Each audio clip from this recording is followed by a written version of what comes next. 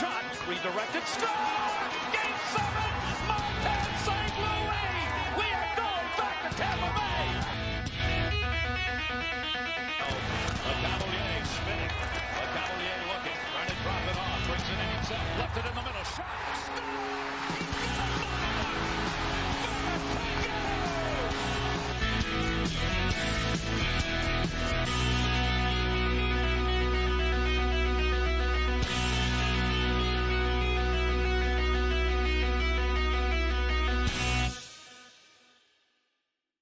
Everybody, welcome back to another episode of Thunderstruck. My name is Jake Ricker.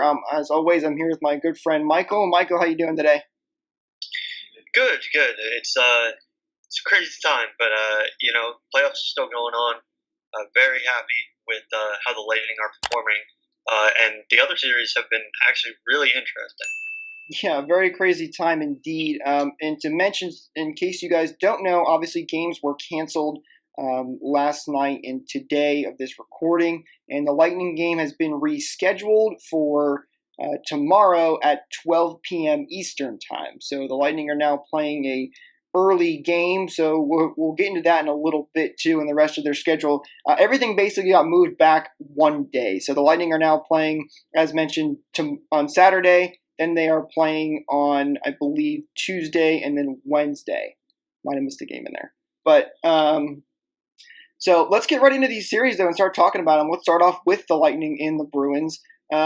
This has been a really fun series so far. We actually had, Game 1 where the Bruins were the team that came out on top towards the end, and then Game 2 where we go into overtime, Lightning nearly blew that one, and then Game 3, the Lightning dominated. So we've seen kind of a very different series throughout this one, with every game being a little different than the other one. Yeah, and, of course we think it's the most interesting series because we are Lightning fans, of course, and we love to beat up on the Boston Bruins. But you're right, that each game has had a very differing view of how things are going. And one thing that has struck me particularly, not necessarily Lightning related, but I think Jaroslav Halak is starting to slow down. You saw him in Game 1. He was absolutely fantastic. You saw him in Game 2. He let in a couple of soft goals, but he got his team to overtime.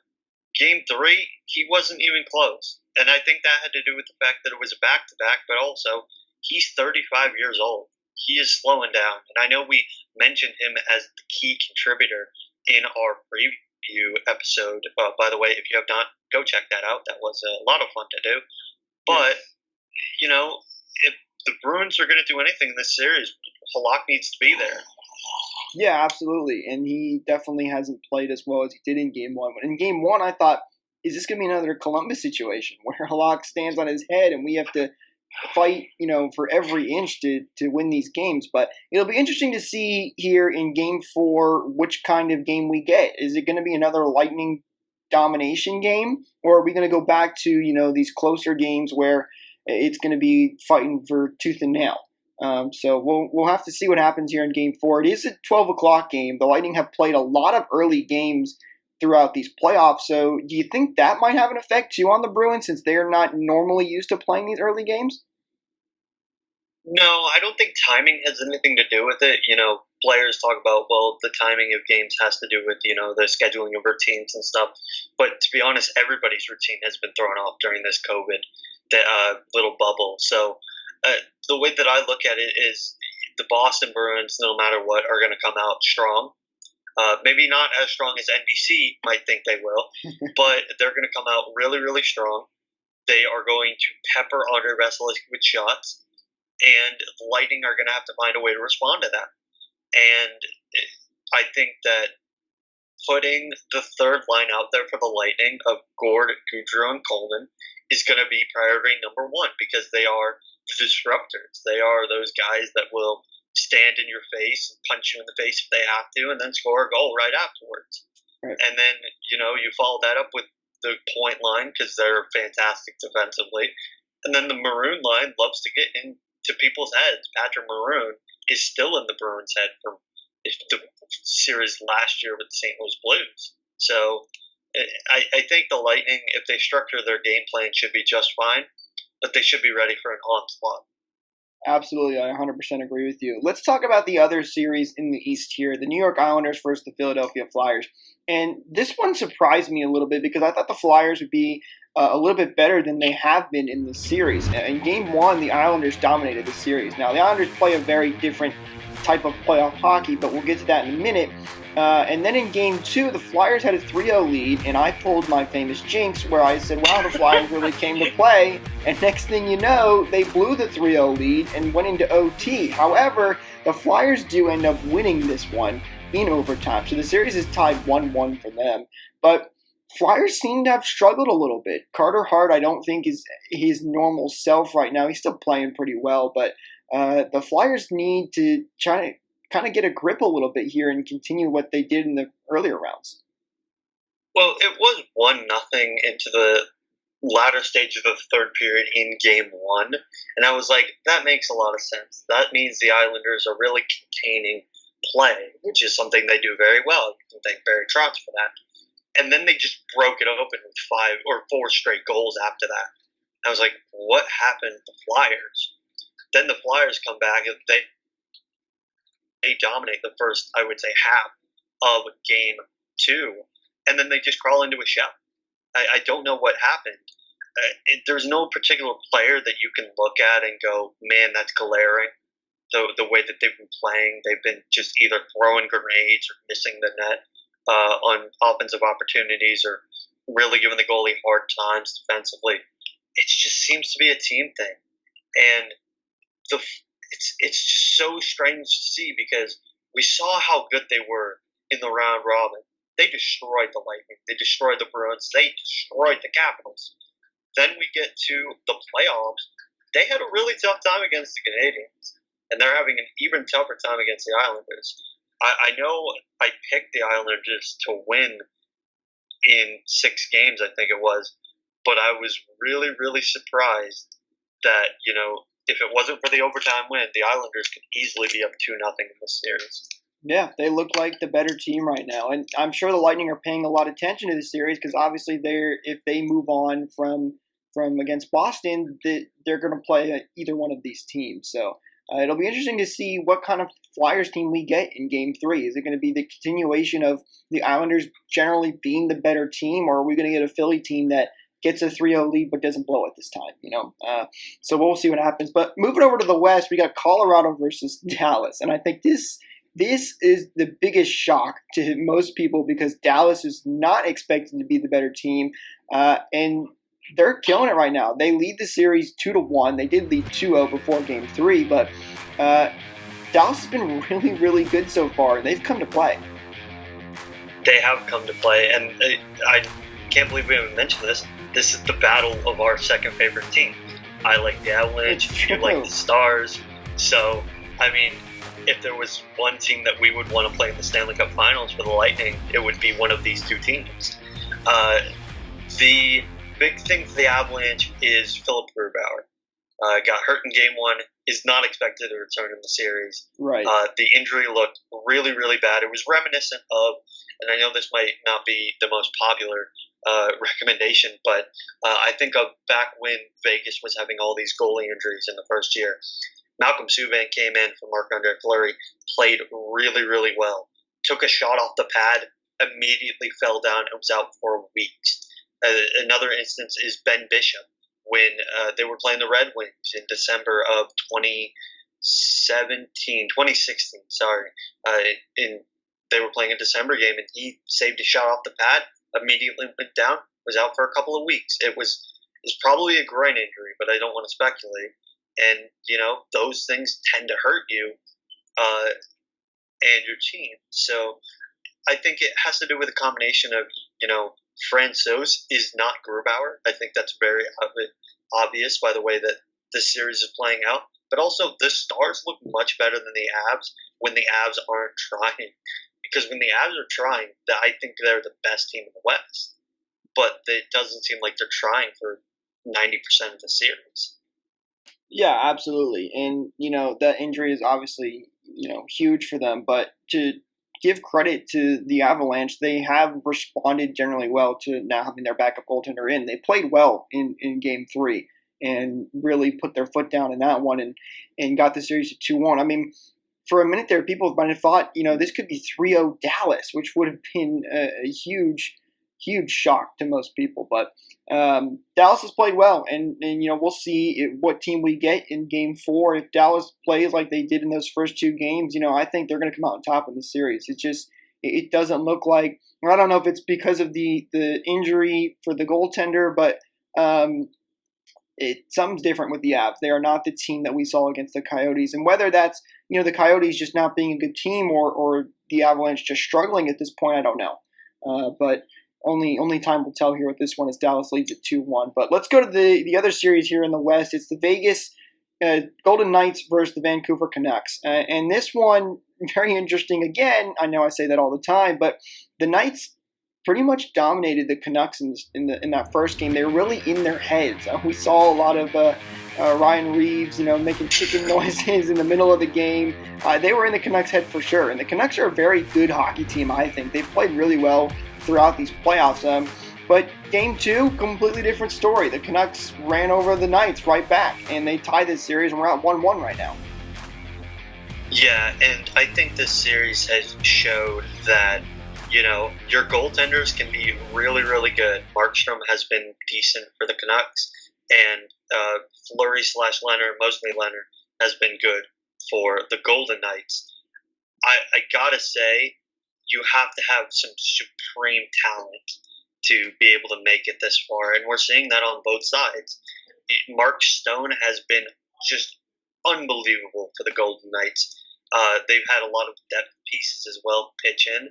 And then I look towards the Canucks, who have, some depth on their forward and defensive systems, but Elias Pettersson is carrying that team on his back. Second in the playoffs in points right now with 15, only behind Nathan McKinnon, who has 20 points in 11 games, which is absolutely absurd.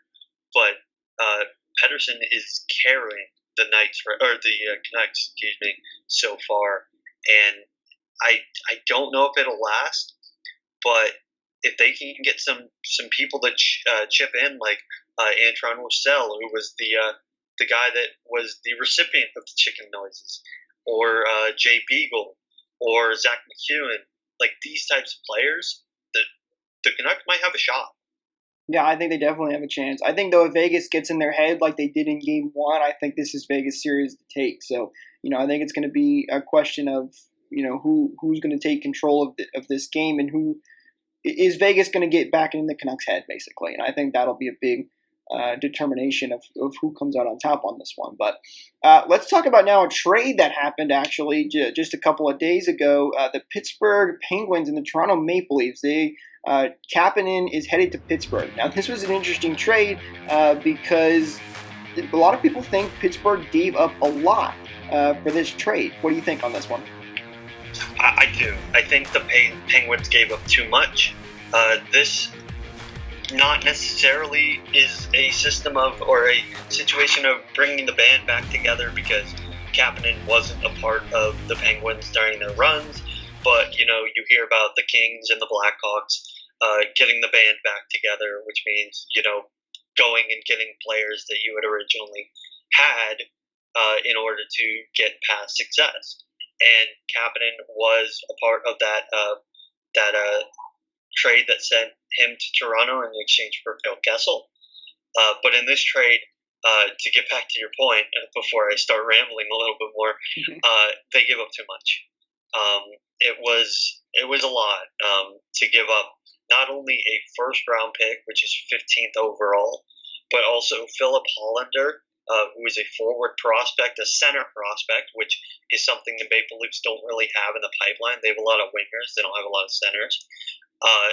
They got a depth defender in David Worofsky and a center in Evan Rodriguez, who many analytics people will tell you is a decent bottom six forward, but I don't know if the Maple Leafs are going to keep him because he does have a big cap hit.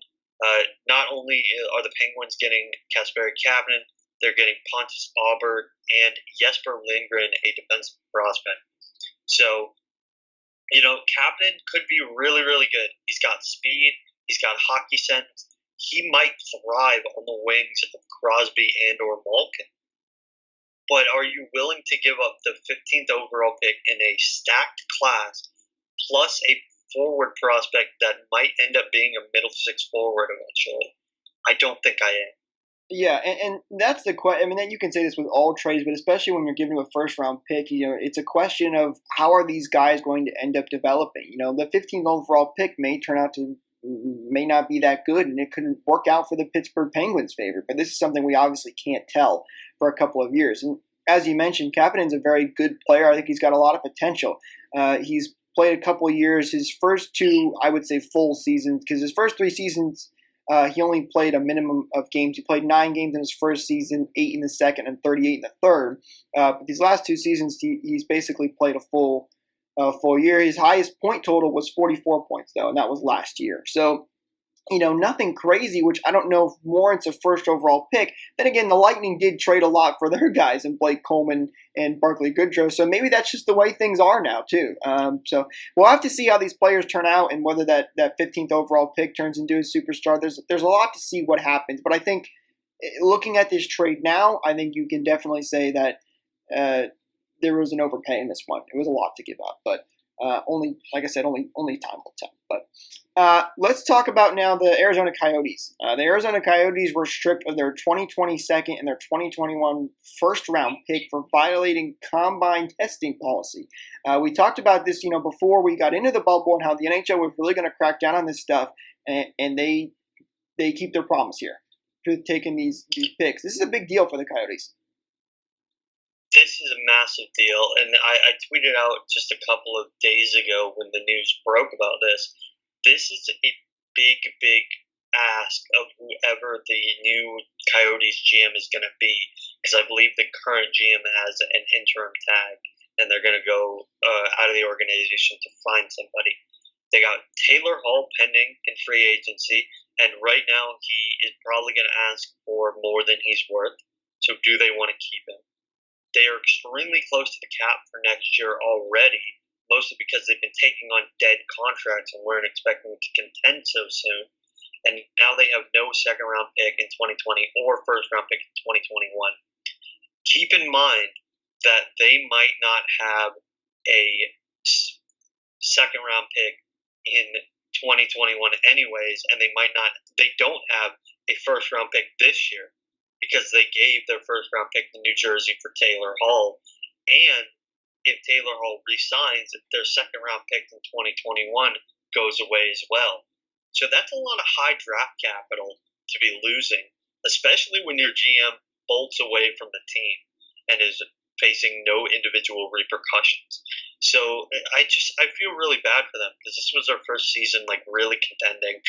They made the playoffs. They did not do so well in them against Colorado. Colorado showed that they were the better team, but it just seems like there's a lot of mess going around outside of the on-ice performance.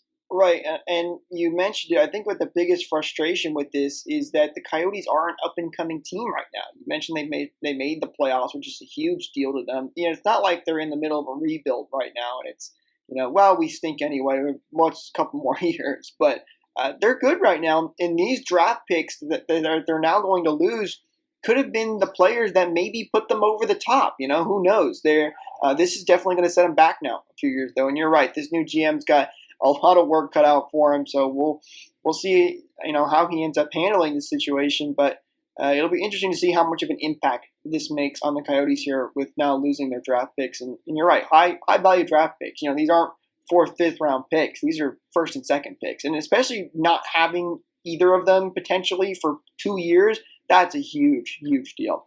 Let's talk about Tarasenko, though, for the St. Louis Blues. He is now out for 5 months after getting hurt in the first round of the NHL Stanley Cup playoffs. This is a big bummer for St. Louis, because this will more than likely, go over into next season as well, because we're going to have a shortened off season with the way things are going. We don't know how this is all going to work out, obviously, with Corona and how the NHL will handle all this, but more than likely Tarasenko now out for the Blues starting next season. Yeah, it's a big bummer. I don't know if Tarasenko being out for the playoffs would have necessarily meant anything. I think St. Louis really struggled as a team, and Vancouver was the better team in the series. But, we saw Tarasenko just dominate in his first 10 games with 10 points. He was a point-per-game player, looked like a really good two-way guy. He was one of the top wingers in the NHL earlier this year. At least I would have put him in one of the top wingers in the NHL this year. And he had to get surgery, missed a lot of time, didn't look that great on the ice, and now, maybe he got rushed back too soon. Like, this is a big, big deal for the Blues, but you could also put him on an LTIR, but this is a big deal for Tarasenko. And I hope he makes a full recovery, because he is one of the most exciting players in the NHL when he's healthy and when he's on his game.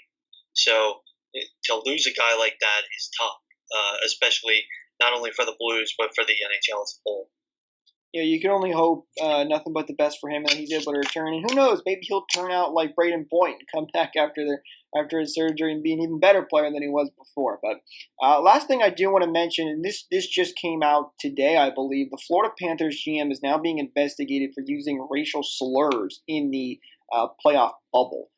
This is a big deal, I think. It could potentially be a big deal. We don't know, what's going to happen with the investigation. But, again, the Florida Panthers, kind of like the Coyotes situation, the Florida Panthers are getting slowly a little bit better every year. They're making at least the qualifiers in this one. But and now they've got this setback, which I think is going to hurt their organization overall. They already have a bunch of problems with their arena and, where it's located and all that good stuff. But, this is just not what you want as an organization. Yeah, and I don't know what it is with teams in the southern United States. Like, I don't know why this is such a hard concept to grasp of, like, let's do things the way that they've been done up in, original teams and copy their success. And I know you might be a little bit behind the times there when you do that, but they've tried to innovate. They tried to do new things. J.L. Talon was originally the general manager, way back when. Got fired. They brought in all these analytics people to sort of make sure the team was going to jumpstart into a successful period, because analytics were a big thing back then. And then they fired their analytics people and brought Talon back as GM. So it is a terrible, terrible look for Dale Talon. Especially with everything that happened with Bill Peters earlier this year for the Calgary Flames, which seems like a couple of years ago at this point, with the way that this 2020 is shaking out. But let's not forget, that was the beginning of this hockey year, that Bill Peters stuff came out. But not a good look for Talon, not a good look for the organization. I think they're going to try and distance themselves from him as much as possible, even after they fired him. And it remains to be seen, how they're going to hopefully get past this. Yeah, and just to reiterate, this is obviously just an investigation. We don't know what's going to come with this. Nothing is official, but definitely, even when there's an investigation going on, not what you want for your franchise, especially when you're working on trying to become that better team after being, the bad team for so long. I think it's a bummer for Bolts too, and their rivalry against this team. It was slowly getting bigger and bigger, and now, they might have hit another big setback. So, and obviously, I want teams in the South to succeed, with Tampa Bay being one of those teams that is becoming a huge part of the NHL. It stinks for teams in the South, because it just goes back with that, I don't want to say storyline, but that idea that teams don't work in the South. So we'll see what comes of it, though. It could be minor, it could be major. Only time will tell here. But Michael, unless you have anything else to add, I think that's going to do it for this episode. One quick thing, I forgot to put this in our notes, but remembered just a couple days ago, Alan Walsh, a hockey agent, had a little Twitter spat. Yes. And posted a picture of his client, Marc-Andre Fleury, being backstabbed by his team. And the only thing I'm going to say about this is that I did find it very unprofessional. And, I thought the Golden Knights as a whole played it off very well. They want to win a cup. They're going to handle this in the offseason probably, but, it's not a good look for the agent. No, absolutely not. And I think it puts a lot of pressure on Marc-Andre Fleury, too. I don't know what talks he's had with his agent and how much he had to do with this. I doubt much at all. But, he's just there, and for the most part, what I've seen, he's dealing with it great. He's there. He wants to win a cup. He mentioned that in the press conference that he had after this tweet went up.